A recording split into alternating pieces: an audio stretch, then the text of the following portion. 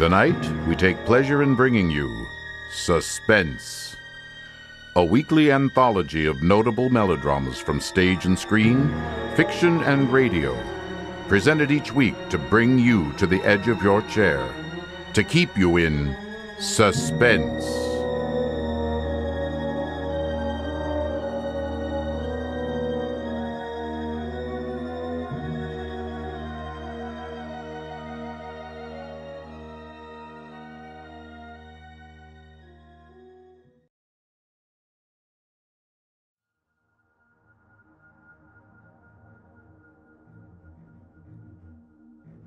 In modern parlance, nemesis is an implacable foe, a person who is one's exact opposite, and yet also somehow similar in some fundamental manner. In fiction, the theme of a nemesis is particularly popular. The iconic pairings of Sherlock Holmes and Professor Moriarty, James Bond and Ernst Stavro Blofeld, the Cape Crusader and the Joker. In each case, an arch-enemy serves as a mirror, reflecting a twisted image of our hero. But in ancient times, this word had a very different meaning. According to the Greeks, Nyx, the primordial goddess of the night, had a daughter named Nemesis. Nemesis was the executrix of inexorable divine retribution against wrongdoers, in particular, those guilty of hubris. And her retribution could take on the subtlest of forms.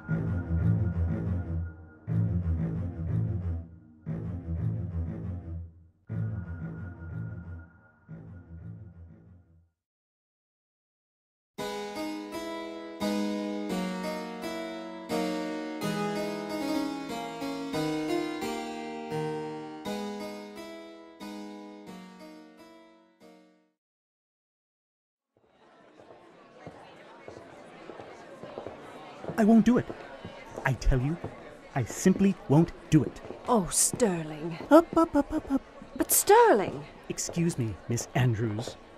But which part of up didn't you understand? Well?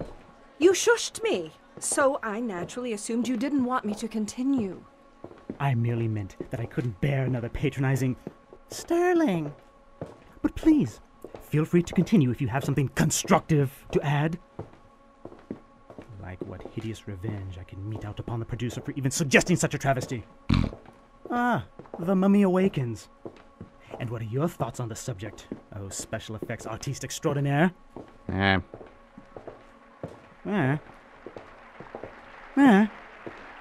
career is on the precipice of utter ruin, and all you have to say is, meh? Yeah. Are you sure you and my agent weren't separated at birth?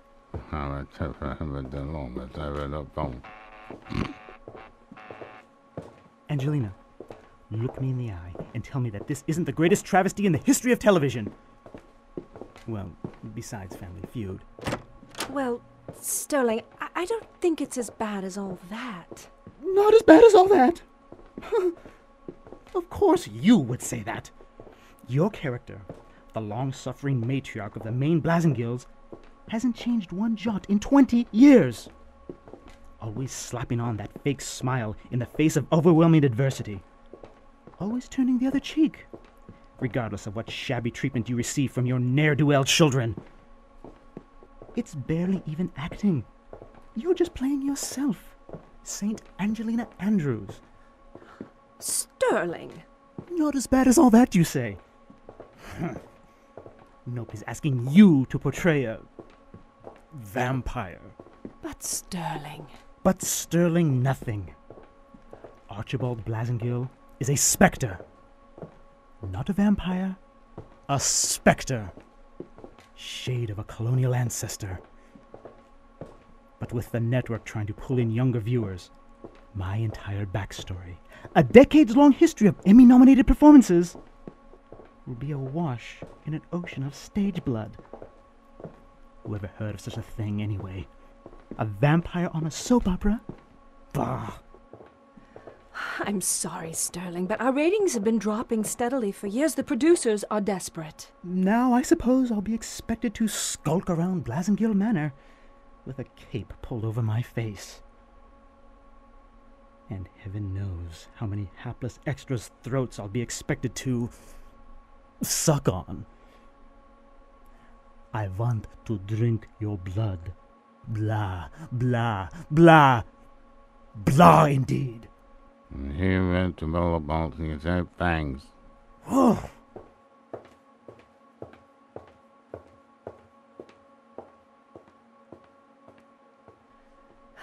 Sterling is not taking this well. Yeah. Oh, I do hope he calms down. Maybe if I have a talk with him. I suppose you're right. He's in a mood. It's just that, well, I hate to see anyone upset. Good night, Briggs. Roll over.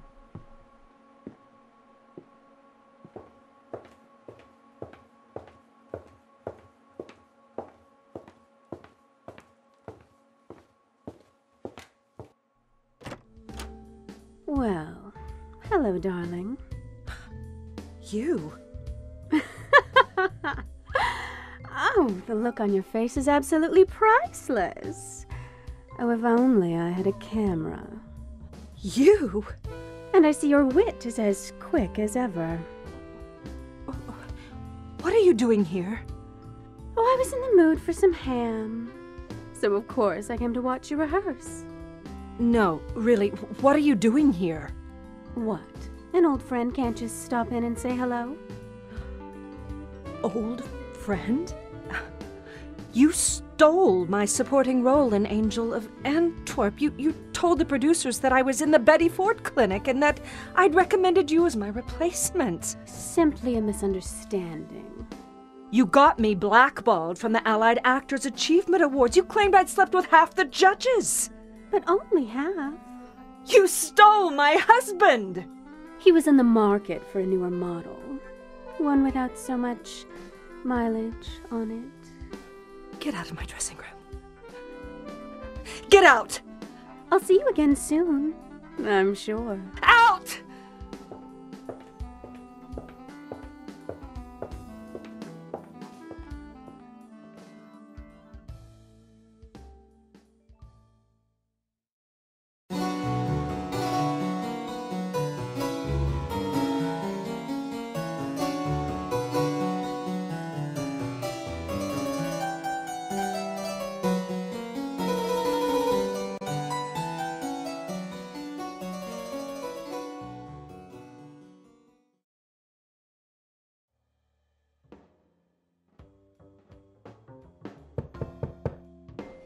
Who is it? Your favorite Hollywood columnist, darling. Oh, Gigi Dunworthy. The last person I want to see right now. But please come in, Gigi. Gigi, how good to see you. Likewise, I'm sure. I see you still do your own makeup. Afraid someone might learn your secrets? No, I just like to keep busy before we film. It helps me relax. And you must have quite a need for something to relax you of late. I understand you had a visitor last evening. A visitor? Yes, a visitor. A most unexpected visitor. Oh, you heard about Cassandra stopping by. It's my business to know these things.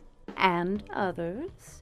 For example, do you know who Cassandra was seen with just 2 days ago? I haven't a clue. Oh, clearly not, because otherwise you wouldn't be so nonchalant about it. Who? Who was she with? Gigi, who was she with? None other than your very own agent, Mr. Theo Dimitrakos. With Theo? No. Yes, I saw them myself at the Bel Air Country Club, looking very conspiratorial over an intimate lunch. But what possible reason could Theo have for talking to her? He hates her almost as much as I do. Hate someone? You? Surely not. After all, you're Angelina Andrews, the delightful darling of daytime programming, beloved by millions from 8 to 80. Oh, of course not. But then, if anyone had cause to hate Cassandra Caldwell, it would be you. Well, hate is such a strong word. But is it in this case? After all, given the personal vendetta she seems to have against you. Didn't Cassandra get her start on television right here on Journey into Night? I don't recall. Of course not, darling. Especially since she wasn't even Cassandra Caldwell then. She changed her name to that more alliterative one later on. Interesting coincidence, that alliteration. A bit like yours, wouldn't you say? Really? Why, I hadn't noticed the similarity. Of course you hadn't. You know, for as well as you've done in the business, you don't seem to notice a lot of things. Well, That's a beheading. Beheading? we're filming an episode set in 17th century Salem, Massachusetts, and one of my ancestors, Prudence Blasengill, was accused of witchcraft and beheaded. Yet another New England colonial plotline? Ugh, how droll. Well, I should be going. Well, thank you for stopping by, Gigi. I do so hope you find out what Theo was doing with Cassandra. Yes, thank you, Gigi, but I'm sure it was nothing. Oh, of course it was nothing. Until later, darling. Until later, Gigi.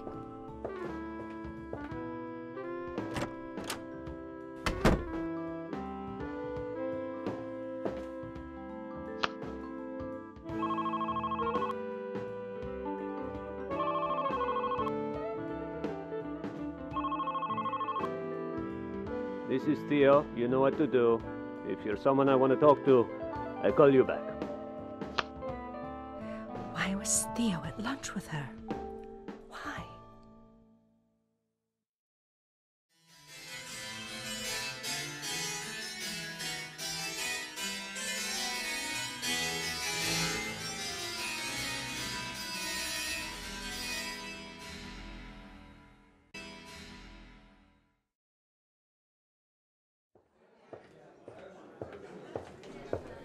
Yes, Gwen, I just received the new dress. It's lovely. Don't be silly. It's your creations that make me look beautiful, not the other way around. Well, if you say so. Gwen, I have to go. Theo, what's going on here? Angelina, you're looking great as always. Theo, what are you doing with her? Her? Her! Oh, well, Miss Caldwell, she found herself in need of new representation. You know me. Theo Dimitrakos, rule number 3. You can never have too many clients. But her? You don't like her any more than I do. Like, it's got nothing to do with it. Business is business. This is business. Business is one thing, Theo, but you could have told me in private. Why did you have to come here to break the news to me and to bring her with you? Here on the set of my own show, the one thing in the last 10 years that she hasn't managed to ruin for me. Yes, about that, it's not your show anymore. You're out. Cassandra's in, effective immediately. I must have misunderstood. I could have sworn you said... I know you think you can't trust those decrepit old ears of yours. But you heard him right. I wasn't talking to you. Theo, what's going on? How can this be? Network suits have been watching the ratings drop like a stone for years now. They're thinking the show needs to skew a little younger. Yes, like below the century mark. And so they decided to bring in someone that better reflects the age group they hope to attract. So you're out and Cassandra's in. But I have a contract. Yes, which includes a mutual out clause that can be exercised if both the studio and your representation agree to do so. What? They agreed, I agreed, it's done. But you can't do that. Look, you'll get severance check, you'll take some time off, you'll think about what you want to do next. Trust me, this is the best thing that could have happened. Trust you? Trust you? You sold me out, Theo. I've been your friend since before she was stealing scenes in elementary school plays. How can you do this to me? It's not personal. It's business, strictly business. You're on your way down, Cassandra's on her way up. Theodimitrakos rule number 1. Cover your tukis, Pally, because no one else is gonna do it for you. I see. And speaking of seeing, see to it that you clear out that dressing room at the end of shooting today. It's my dressing room now. Please tell your new client that I have a scene to shoot now. Yes, your beheading scene. The death of a witch. How very appropriate. Leave me alone. Just leave me alone! How typical. You can't even make genuine emotion come across as believable. The perfect coda for your pathetic career. And when that axe falls on set, it'll be all over for you. Look, I don't know why you hate me so much, and it doesn't matter anymore. For whatever reason, you've set out to destroy my career and my very life. Well, congratulations, you've succeeded. Almost. But I'll give you a chance to finish the job, to truly leave me with nothing. Are you interested? Very. What do you have in mind? Be back here at 11 p.m. this evening. You'll get the opportunity to destroy me once and for all. But be prepared. You're going to have to earn it. Cassandra, I smell a rat here. You worry too much. I can handle anything she can come up with. I'll be there.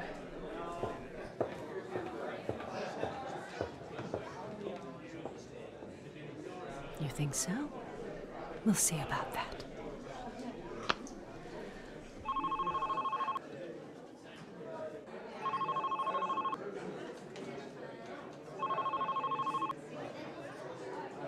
Hello, Brix. I have a favor to ask.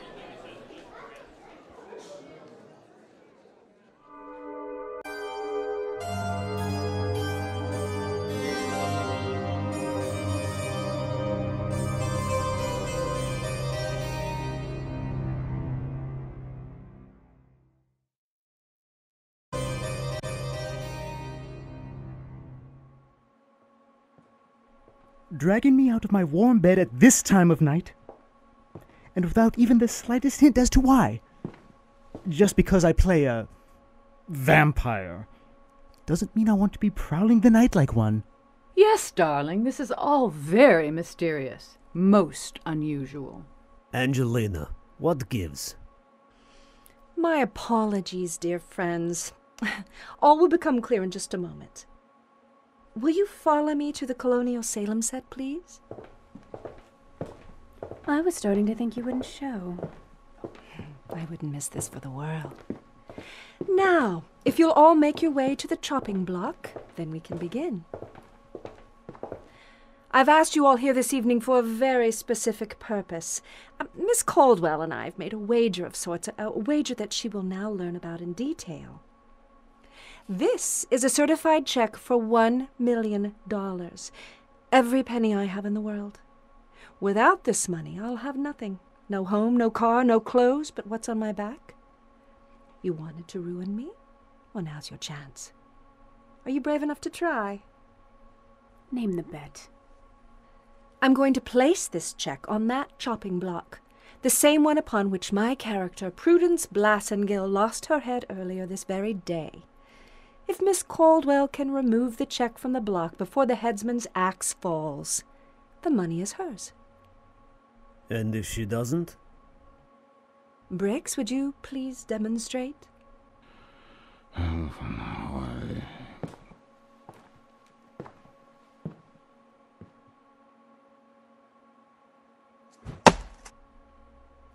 That will happen. To her. Good heavens!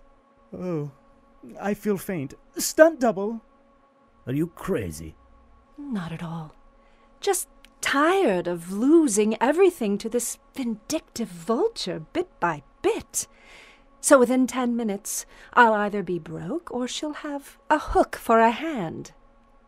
Still game? Let's do this. Are you crazy? No, not crazy, and not stupid either. What's to keep you from missing the block altogether? Not that you have the guts to actually try and kill me, but a clumsy cow like you might miss simply due to sheer incompetence. Briggs, if you would explain. Please, Briggs.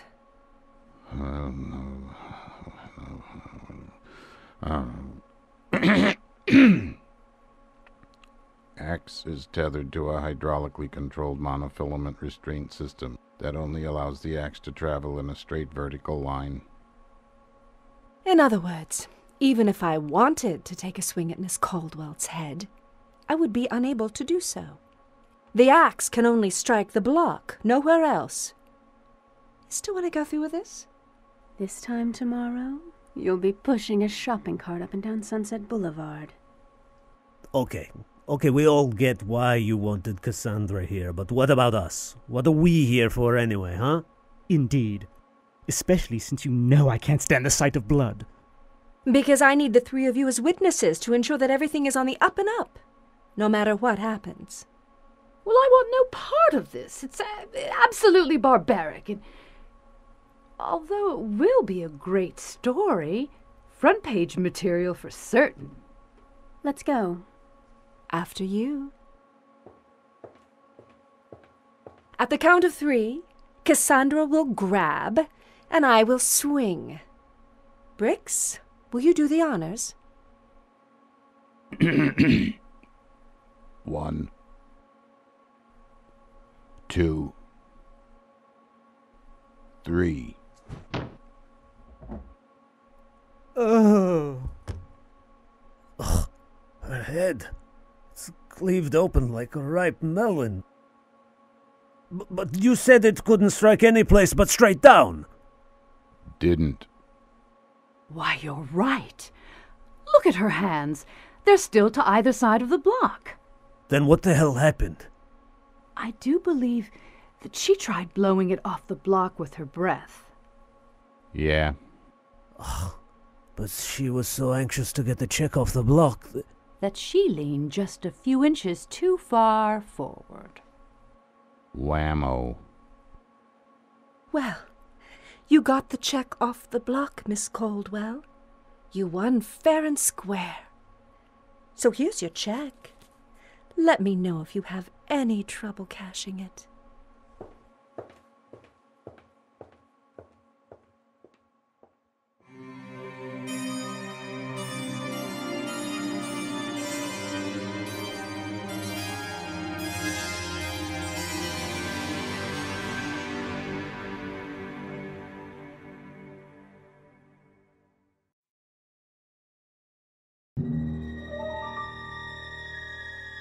So ends An Ungentle Wager by John C. Alzadek and Dana Perry Hayes. Tonight's story of Suspense. Suspense is produced by Blue Hours Productions. Tonight's radio drama was written by John C. Alzadek and Dana Perry Hayes. Elizabeth Gracen was Angelina Andrews. Adrienne Wilkinson was Cassandra Caldwell. Rocky Cerda was Sterling Golden. Christopher Duva was Theo Dimitrakos. Dana Perry Hayes was Gigi Dunworthy, and Daamen Krall was Briggs. I'm Daamen Krall. Next week at this time, tune in again for another study in Suspense.